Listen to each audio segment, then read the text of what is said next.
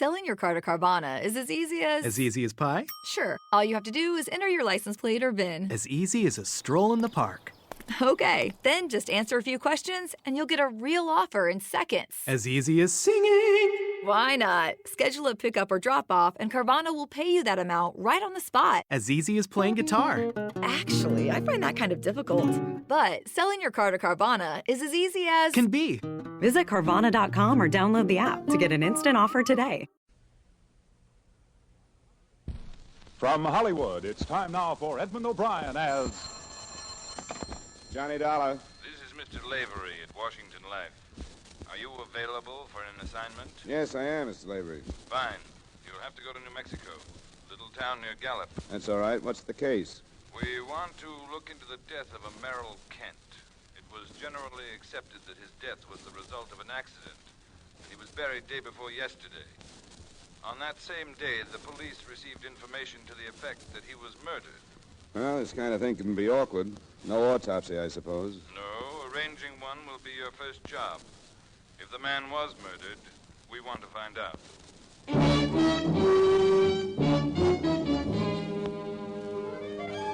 Edmund O'Brien in a transcribed adventure of the man with the action-packed expense account, America's fabulous freelance insurance investigator. Yours truly, Johnny Dollar.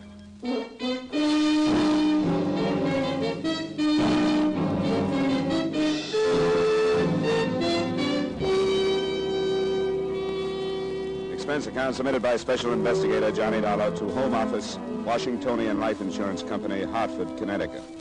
The following is an accounting of expenditures during my investigation of the Merrill Kent matter. Expense account item 1, $145, transportation via air, train, and finally rented car from Hartford to Fort Scott, New Mexico, which is a small village where the law is attended by a deputy sheriff named York. After I checked into a hotel, I met him in his cubbyhole of an office.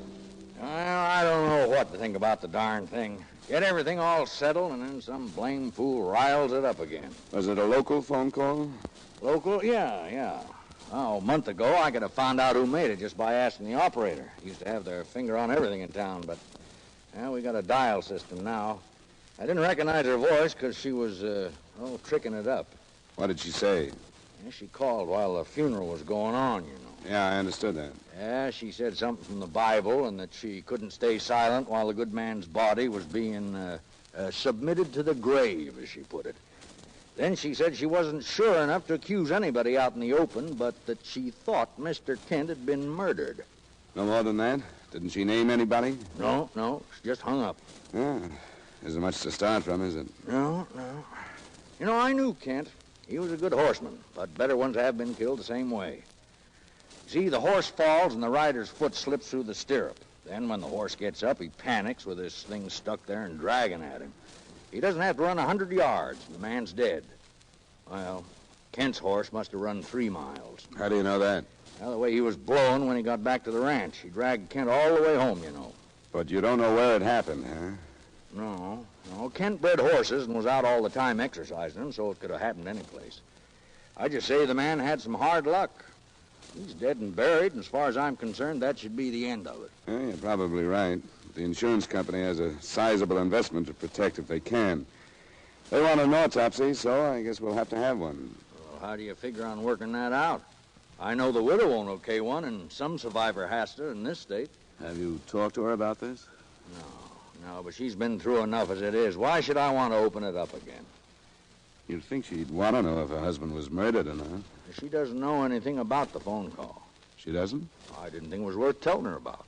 I'm afraid you'll have to be told, but I'll spare you the trouble. Small town like this, I know it's tough. Yeah, that's right, it is.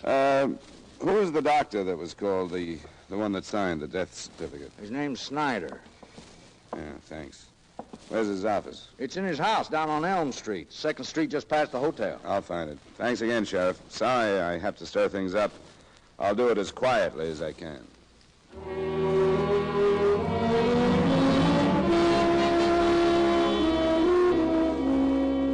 Right then, I didn't know how to figure the sheriff. It was fairly obvious that he didn't approve of what I was doing. For the time being, I charged it off to the fact that no law officer enjoys the possibility that a crime might have gone unpunished right under his nose.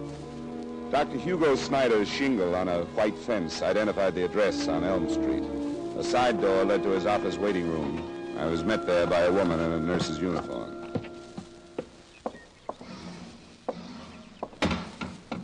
Good afternoon, sir. How do you do? Dr. Snyder in?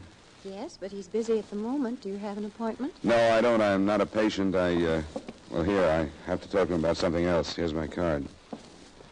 Insurance investigator. That's right. Mr. Dollar, please don't think me an overly inquisitive nurse. I'm Mrs. Snyder. Oh, well, that does make a difference. I want to talk to him about a death he attended a little while ago. Mr. Merrill Kent. Mr. Kent? Yes, the company that held his life policy sent me. Oh, I see.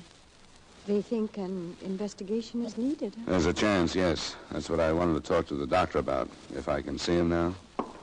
He's in the X-ray lab. I'll see if he can come out. Hugo. Yes, what is it? There's a gentleman here to see you. It's about Merrill Kent. What about it? Well, I don't know, dear. He's an investigator from an insurance company. All right, I'll be right out. I hope you'll excuse me for being curious. Surely. Is it a usual thing in cases like this to have an investigation? Not exactly. It probably should be, but unless something about a case seems to call for looking into, nothing is done. How do you do? Dr. Snyder? This is Mr. Dollar. Yes. You're an insurance investigator, Mr. Dollar? Yes, a rare thing in Fort Scott, I take it. Here's his card, dear. Yes, I don't understand why you're here. What is it about Merrill Kent? Well, it could be I'm on a fool's errand, Dr. Snyder. It wouldn't be the first one. But the day of Kent's funeral, Sheriff York got a phone call from somebody who hinted that his death wasn't accidental. Why, that's ridiculous. Of course it was accidental. He was dragged to death by a horse. And the first people to see him were his wife and her brother, who notified you, right? That's right. Harris phoned me, and I went right out. Ah. Now, you as a doctor realize that you can't diagnose a patient's condition without examining them. Same thing holds for this situation. I say that because I want you to understand that the things I'm going to bring up are only possibilities. Of course. The symptoms I work on. Now, how long did it take you to get to the Kent Ranch after you were called? No more than 15 minutes. And Kent was dead when you got there? Yes, and probably had been for some time. Where was the body when you first saw it? Near the corral. Harris had brought blankets out. I don't know what hopes he must have had that Kent was alive, but he'd put blankets on the ground and one over him. Then his foot wasn't stuck in the stirrup when you got there. No, Harris had freed him as soon as he could. And you couldn't swear that his foot had ever been in the stirrup, could you? Good Lord, Mr. Dollar, Now, wait a minute, Doctor, please. Please, these are only possibilities. Did you see his boot? Marks must have been left on it. Did you examine his ankle? Must have been bruised or wrenched. No, of course I didn't. I wasn't concerned with his ankle or his boot. Well, did anyone look at them? Sheriff York wasn't called in at all, was he? No, because it was a clear case of accident. What about his hands, his arms? And his clothes must have been torn to shreds. I didn't notice. He was covered from his shoulders down, as I remember. Well, who would have noticed? What about the undertaker? The body was taken to Leesburg that same evening, the Weinreich Mortuary. It's about 15 miles north of here. Well, that's your examination, Doctor. Would you tell me about it? Very little was necessary. He died as a result of severe multiple fractures of the skull. And I don't suppose you could tell which of these fractures was the fatal one? No, of course not. Or which was the first one? Of course I couldn't. Then he could have been hit on the head by somebody and then dragged by the horse, couldn't he? I signed a certificate to the effect that his death was accidental. I firmly believe that it was. Now, nobody doubts your sincerity, Doctor, but you'll have to admit that since somebody has mentioned murder, there are some angles that could stand looking into. I tell you there aren't. But what do you propose to do? We're going to order an autopsy. Kent had a sister living in Seattle. She's on her way here in case we need her authority to get one. I want to thank you both, and I hope I won't have to bother you again. Good day, Mr. Dollar.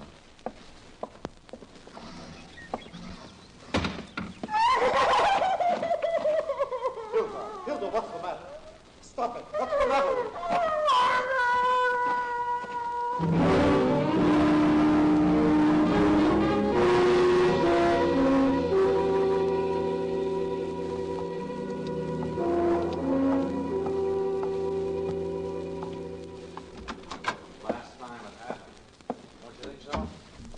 All right, I'll come out later. Don't worry, we will. Now, goodbye, Mrs. Green. Oh, hello there, Mr. Dollar. Hi, Sheriff. Oh, how you getting along? It's hard to tell yet, but the doctor's death certificate could be full of holes. How do you figure that? It's nothing against him, but he had to admit the cause of death didn't have to be accidental. He said that? Yeah, so I want to find out everything I can about Kent before I see the widow. Assuming the possibility of murder for a minute, can you think of anybody that could have done it? No, I can't think of anybody. How'd he get along in town? Was he well-liked? Well, he didn't have much to do with the town. He was away a lot to horse shows and sales, things like that. How long would he be away on these trips? Well, I never kept tabs on that. No reason to. He'd take Mrs. Kent with him? Most often he didn't, I'd say. She seemed to be here pretty steady. Do you have any idea how they got along? Oh, I wouldn't know anything about that. Never heard one way or another. Where is the Kent Ranch, Sheriff? You turn to the left at Bryan's store. It's out 5.5 miles. Thanks. Oh, Mr. Dollar. Yeah? I know you think I'm acting kind of strange about this, and, well, I guess I am. These people are my friends, and you grow close together in a place this size. I told you I understood that.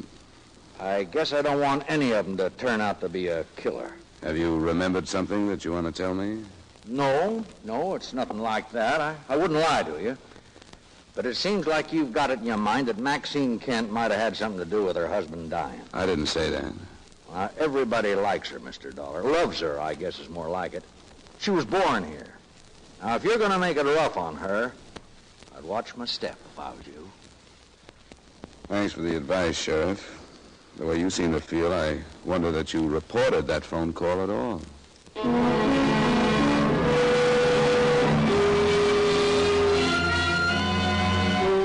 ranch was quite a surprise. I'd halfway expected the layout to be like the village and the other ranches I'd passed, old and badly cared for. But the residence was chalk white with a tiled roof and long, shaded verandas. Around it, the grounds were well-groomed, and behind it were a few low, white outbuildings. A woman I assumed to be the widow was standing at the edge of the drive as I pulled up. She was strikingly beautiful, in her mid-20s, with coal black hair and eyes, the kind of slim, almost boyish figure they write about, and a complexion and color put there by the sun. I could see why the town felt the way they did about her.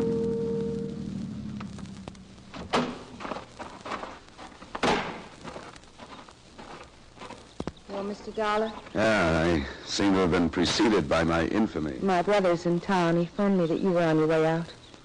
He didn't tell me where he'd learned it, but I only told one man, Sheriff York. that isn't important. It really isn't. They're all doing what they think is right. They think they're helping me.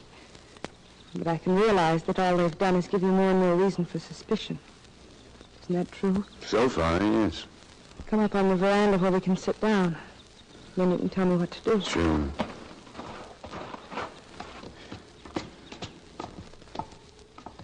Have a chair. This is fine. I'd made up my mind that I wouldn't go to pieces, but if I do, you'll have to forgive me. How do I order an autopsy when the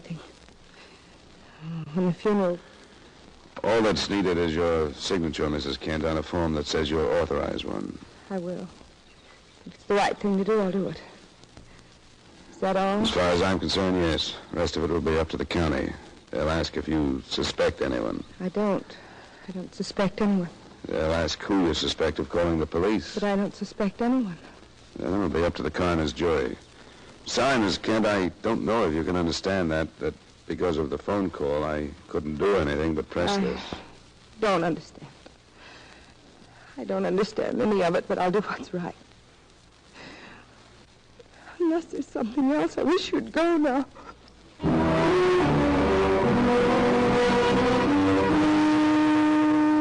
When I drove away from the ranch, I would have given my salary and a lot more if I could have skirted the village and kept right on going. I still wish I had.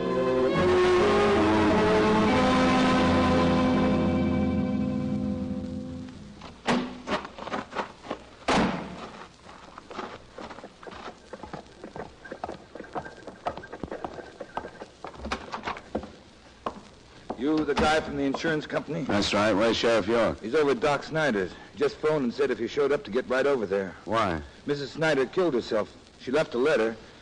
She said she was the one who made the phone call that started this whole thing.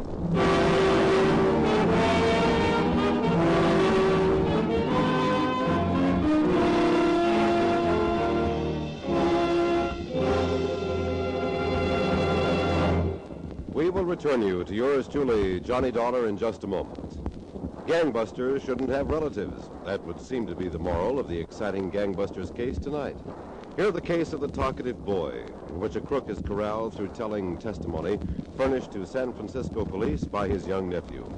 Don't miss Gangbusters, with another action-packed story based on police records, tonight on most of these same CBS radio stations. Now with our star Edmund O'Brien, we bring you the second act of yours truly, Johnny Dollar.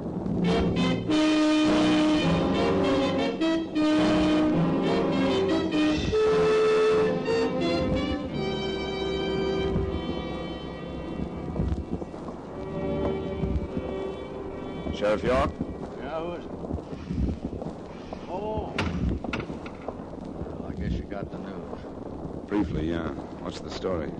Well, the doctor was in the office, and he called for Mrs. Snyder. She didn't answer, and when he came out to look for her, he found her in there, in the parlor. She was dead on the couch. The note. What else did it say except that she was the one that phoned you? It's there on the table. Something about there was nothing behind it but false suspicion and wrecking her life beyond repair. I don't know, it's kind of wandering. What kind of false suspicion? Her husband and Mrs. Kent? It looks that way. Come on, we'll go on in. You can read it yourself. Yeah. Where's the doctor? He's in his room. Alone? They're through here. Yeah, that's the way he wanted it. He's mighty busted up over it. Have you reported the county yet? I called him as soon as I got here. Some men are on the way. Well, there she is. I covered her up. You know, she never seemed like a person that would kill herself. The note was addressed to whom it may concern. I won't attempt to quote it. The main idea was that she had been driven to phone Sheriff York by a blind suspicion of her husband's feelings towards Maxine Kent. Then, when she learned these suspicions were groundless, she realized that there was no longer any chance for happiness. The closing words begged her husband's forgiveness and swore to his innocence. Sheriff York would rather not go with me, but he guessed it would be all right if I talked to the doctor.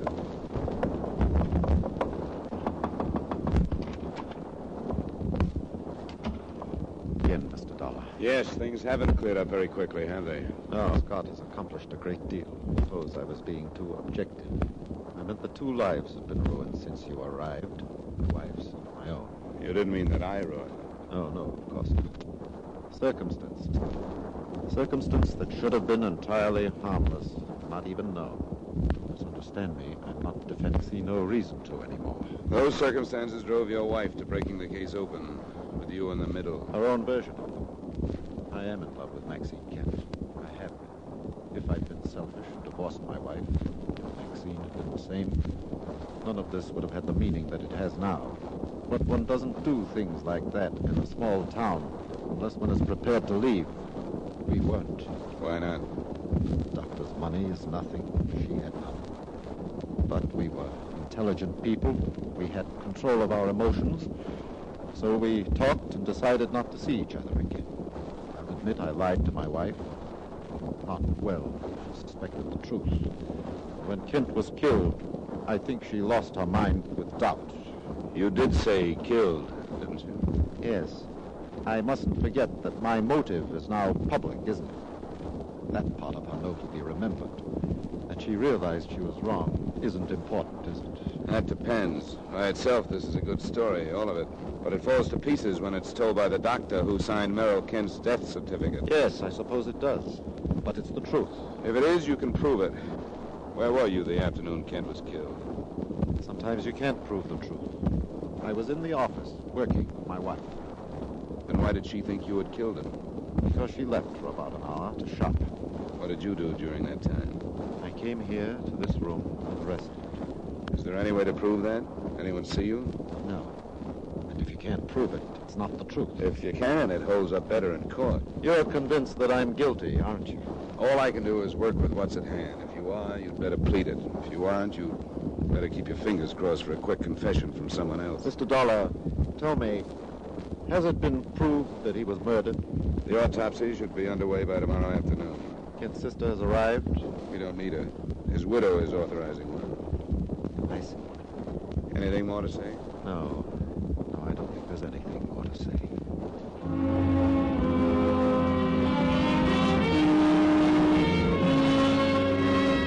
The deputies from county headquarters arrived at 6:30 p.m. On their orders, Dr. Snyder was removed to the single cell of the Fort Scott jail.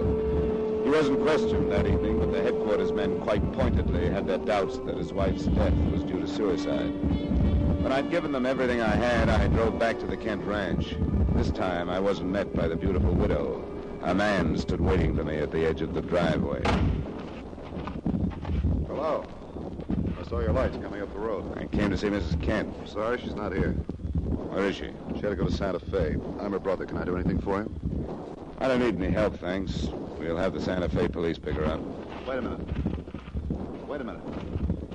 It's a pretty sudden trip to Santa Fe, wasn't it? No, she does this a couple of times a month. It's not as close as Albuquerque, but she likes it better. Your name, Dollar? How soon did she leave after Mrs. Snyder killed herself? I think it was before. Couldn't have been. I was here. Here with Maxine? You people ought to get your signals straight. She said you phoned her that I was on my way out from town. How come you didn't know it? Or didn't you really call? You're right. Things got confusing. I sure did. Where's your sister? It's true. She's in Santa Fe.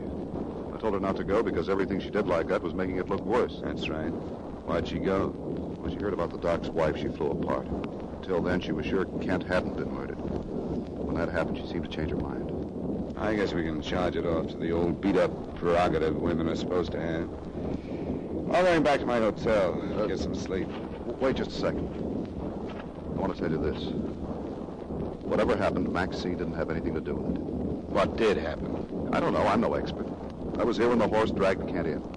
I took his foot out of the stirrup and laid him down. Maybe I should have waited until the governor came. I don't know. Anyway, you took him down. To me, he was dragged to death. But you say he might have been hit on the head by somebody. I don't know. Doc Snyder? I don't know. Did you see him out here that afternoon? No. As far as I'm concerned, he quit coming out a couple of weeks ago. Before that, he kept after Maxine. She told me that. Then she made him stop. How'd she stop him? She told him she couldn't divorce Kent. You're trying to clear her, and that's natural. I'd like to see the truth come out. Well, let's work on that then. When was the last time your sister and Snyder were together? A couple of weeks ago. I didn't hear it, but I was here when she told him it had to stop. That was the last time he came out. Did she meet him any place? No, and I'm sure of that. I made it my business to find out where she went and who she saw. She never met him. Did he phone her? Yes, but it finally got to the point where I'd answer the phone and she wouldn't talk to him. Do you know if she ever phoned him? I don't think she did. I don't know why she should. What are you driving at? I want to find out if Snyder could have discovered that Kent was out riding that afternoon. If he could have found out where he was going and could have met him. My sister couldn't have told him because she didn't know. You sure of that? She was in her room resting. I'm the only one who knew where he was going. Are you still protecting her? It's the truth. I talked to him just before he left. He was breaking this horse to shoot off of, and he went out toward McNeil Canyon to find some jackrabbits. They'd make better witnesses if they could talk. Have to have your sister picked up. How soon will that order go out? Why? I just thought she might get hold of herself and come back tonight. It'd be a break if you could wait till morning. She didn't ask for a break by leaving. I'll think it over and check back with you.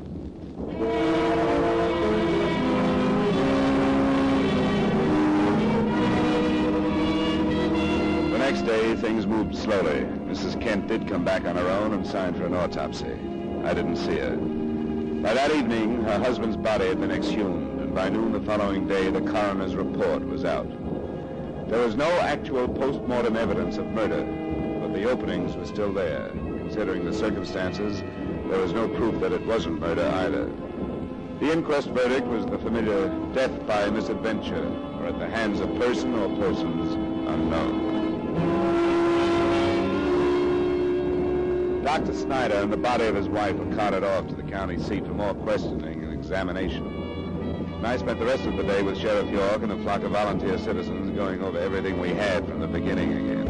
It was a long, hot afternoon. After a shower and some food that evening, I started back to the Kent Ranch.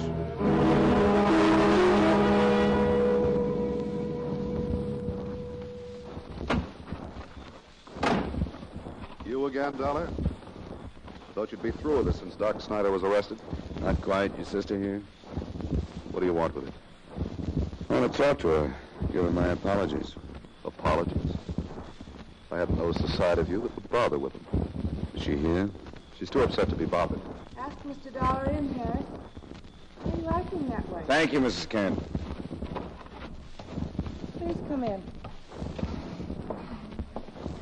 Why'd you run out the other night, Mrs. Kent? I don't know. When Hugo's wife, I lost my head.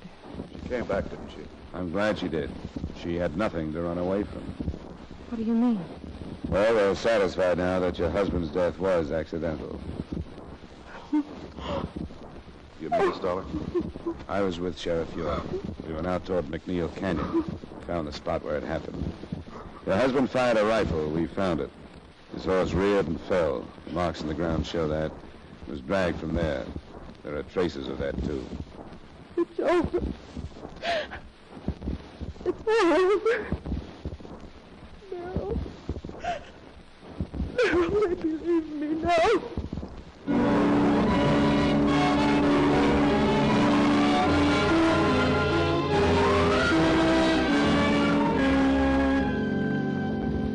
Expense account item 2, miscellaneous, $88.40.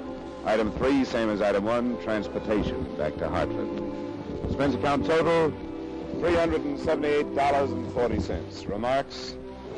I'm sorry about the happy ending. The fact that everybody told the truth and that nobody was a criminal, and that the insurance claim is as good as New Mexico gold. Yours truly, Johnny Dollar.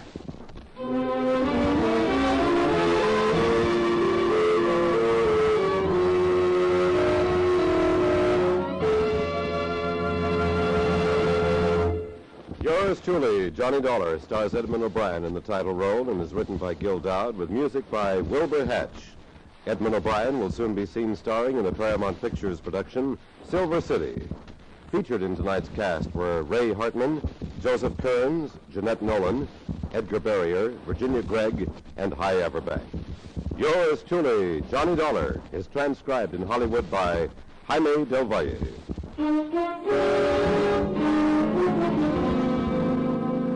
This is Clarence Cassell inviting you to join us next week at this time when Edmund O'Brien returns as... Yours truly, Johnny Dollar.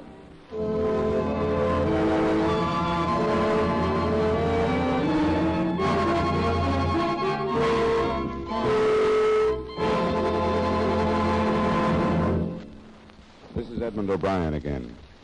I'd like to speak to you for a moment about one of the most important duties of American citizens. Today, every American has an opportunity to share in our common defense effort. And right now, this opportunity has become a duty for all of us. The armed forces of the United States need blood, our blood. The Korean campaign has gravely depleted the supply on hand, and this must be replenished if we are to afford our servicemen the protection they are giving us. No matter what your age, sex, or station in life, you can contribute to American defense by donating a pint of your blood to the men of your Army, Navy, Air Force, or Marines. Call your local blood donor center or Red Cross chapter today for an appointment. Remember, your donation of blood may save the life of a wounded serviceman. Give your blood today to save a life tomorrow.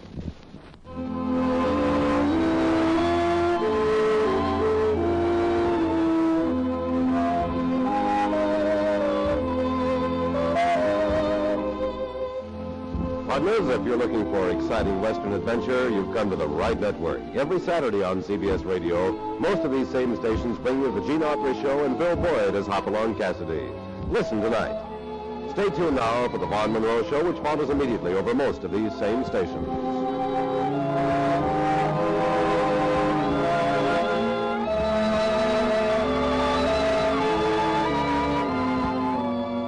And remember, Gene Autry every Saturday evening on the CBS Radio Network.